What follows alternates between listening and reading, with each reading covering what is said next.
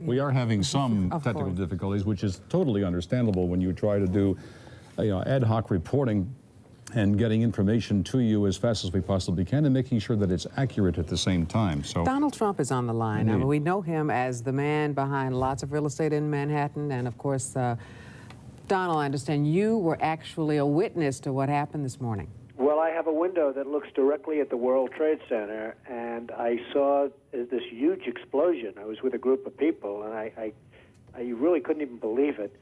And even, I think, worse than that, for years I've looked right directly at the building. I'd see the Empire State Building in the foreground and the World Trade Center in the background, and now I'm looking at absolutely nothing. It's just gone, and it's just hard to believe. Donald, Alan Marcus here. Your building is, the Trump Tower, is one of the great tourist attractions in the world. It's well known universally. Are you taking any precautions there in light of what happened at the World Trade Center? Well, Alan, we've always had, as you know, very, very strong security, but there's very little you can do about planes crashing into a building. I mean, you look at Larry Silverstein, who's a terrific owner in New York and a very good friend of mine who I just called. I was very worried about him because I assumed maybe he was in the building. He took possession of the building 1 week ago. As you know, he just bought the World Trade Center. Right. And he was in his office, and he was getting ready to move into the World Trade Center over the next 2 weeks. So when I just spoke to him, there's nothing you can do when people are going to be bombing planes at your building. Now, Donald, I guess maybe the world is going to be changing, and maybe you're going to have F-16s flying all over the city, etc. But it's a pretty tough situation. Donald, you have one of the landmark buildings down in the financial district, 40 Wall Street. Did you have any damage, or did you know what's happened down there? Well, it was an amazing phone call I made. 40 Wall Street actually was the second tallest building in downtown Manhattan, and it was actually, before the World Trade Center, was the tallest. And then when they built the World Trade Center, it became known as the second tallest, and now it's the tallest. And I just spoke to my people, and they said it's the most unbelievable sight. It's probably 7 or 8 blocks away from the World Trade Center, and yet Wall Street is littered with 2 feet of stone and brick and mortar and steel, and there are thousands of people walking over the debris over the Brooklyn Bridge, where they're sending them out over the Brooklyn Bridge to Brooklyn, and then I guess they're going to have to figure out how to get home from there. But they have between 1 foot and 2 feet of debris right in front of a building that's probably, you would say, Alan, 6 or 7 blocks away. Donald, this is Roland Smith. Hi, Roland. You know, how you doing on this kind of day? You know, at some point, we're going to put all this behind us. And you, as a visionary, particularly in New York real estate, what do you think that we ought to do as a city, as a people, when all of this gets, when the mourning stops, when the dead are honored, and we've found out what caused it and maybe corrected it? What does the city need to do? Well, I guess the big thing that you really will have to do is never forget. You just can't forget that something like this happened. I was so disappointed when they closed the stock exchange, but of course, at some point, you had no choice, you know, when they initially announced it was closing, because you want to just say, the hell with it, you're going forward, nothing's going to change. But the fact is, something has changed very dramatically. And I think one of the very sad things is going to be when you look at the skyline of New York, which has become so emblazoned in your own memory, and you look at the skyline of New York and you see these buildings, these 2 buildings, whether you love them or don't love them, they were a great part of the skyline. And then when you look at the skyline after 2001, and you're going to see a skyline without these 2 buildings, you're going to say, what happened? People won't believe it.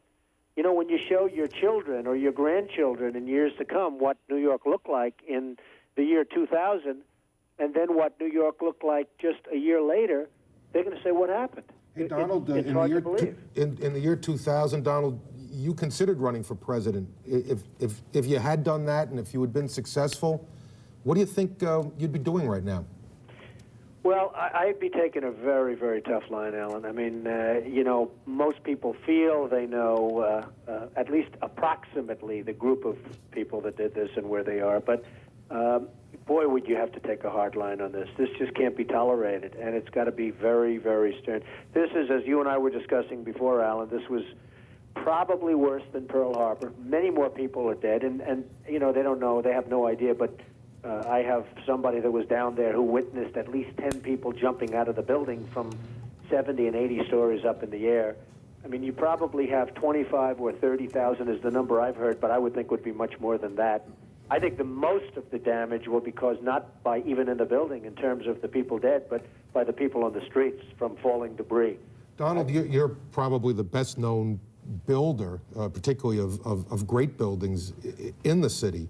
There's a great deal of question about whether or not the damage and the ultimate destruction of the buildings was caused by the airplanes, by architectural defect, or possibly by bombs or aftershocks. Do you have any thoughts on that? Well, it was an architectural defect. You know, the World Trade Center was always known as a very, very strong building. Don't forget, that took a big bomb in the basement. Now, the basement is the most vulnerable place because that's your foundation, and it withstood that. And I got to see that area about 3 or 4 days after it took place because one of my structural engineers actually took me for a tour because he did the building. And I said, I can't believe it. The building was standing solid, and half of the columns were blown out. I mean, so this was an unbelievably powerful building.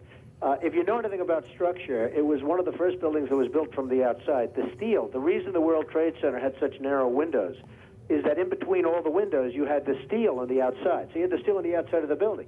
That's why when I first looked, and you had big, heavy I-beams, when I first looked at it, I couldn't believe it because there was a hole in the steel. And this is steel that was, you remember the width of the windows in the World Trade Center, folks. I think you know, if you were ever up there, they were quite narrow. And in between was this heavy steel. I said, how could a plane, even a 767 or 747 or whatever it might have been, how could it possibly go through the steel?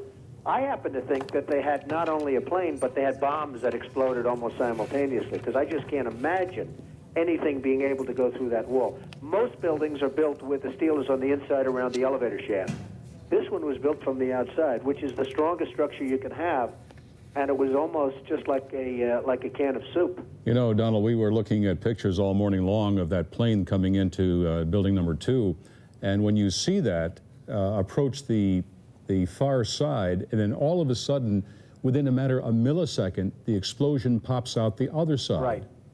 I just think that it was a plane with more than just fuel. I think, obviously, they were very big planes. They were going very rapidly, because I was also watching where the plane seemed to be not only going fast, it seemed to be coming down into the building. So it was getting the speed from going downhill, so to speak.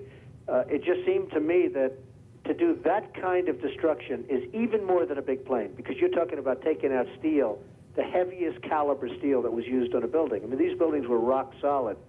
And, you know, it's just an amazing thing.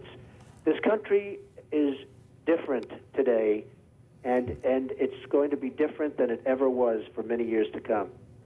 Very profound statement and very true. Donald, one last question for you.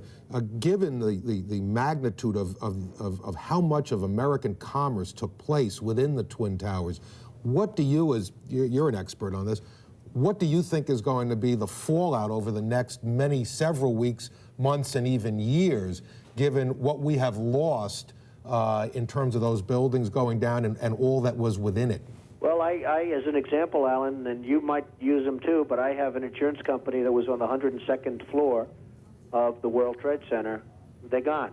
I don't know who's gone. I don't know anything other than their offices are no longer there. They're wiped out. The Morgan Stanley Group, you know, Morgan Stanley, a big, powerful firm, they had 50 stories in the building, gone. I mean, you're talking about some firms that are just gone. Now, Morgan Stanley, in that case, had a lot of its offices in Midtown, and they had about half downtown. Morgan Stanley's a big, powerful firm. They're gone. Many firms had all of their offices, as you know, in the World Trade Center. It was 8 million square feet. 8 million square feet is the size of some cities. And we had 8 million square feet in the world, 4 million in each building. They were huge buildings, not only in height, but, you know, each floor was 50,000 feet. They were monstrous floors. Each floor was almost a city in itself, and they had 110 floors or so. So, you know, many firms that were easily recognizable for those of us in the financial worlds, for those of us that read the papers and see the financial pages, they're going to be gone. I mean, they're just not going to exist anymore. They're gone. Donald Trump. Many of the people are gone with them. Donald Trump, thank you so very much for joining us. Thank you all. We really Good luck. appreciate it. Thank you. And you Same too. to you. You too. Our prayers are with everyone. Joanne Pileggi is going to bring us up to date.